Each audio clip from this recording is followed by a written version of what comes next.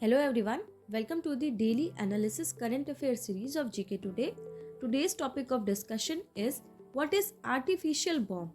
First of all, we will see why this is in news. Recently, in a Twitter exchange, CEO of Tesla, Elon Musk, co-founder of Ethereum, Vitalik Buterin, and founder of e-commerce platform Gumroad Sahil Levingia talked about population collapse and use of artificial worms to tackle this crisis.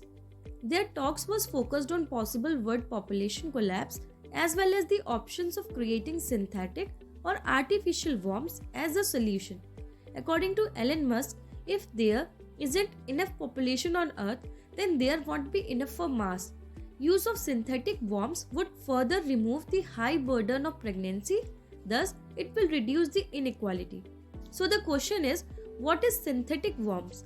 A synthetic worm is also called an artificial uterus or artificial worm.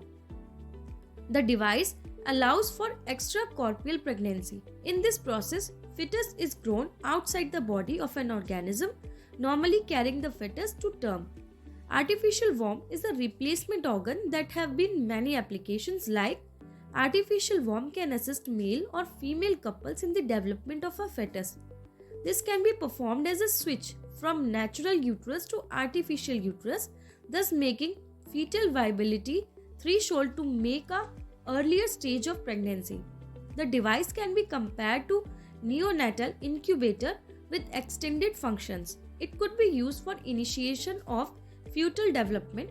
It could also help in making fetal surgery procedures at early stage an option rather than to postpone them until the pregnancy term. So what is the significance of the artificial worm? Development of an artificial worm could help in saving lives of premature baby.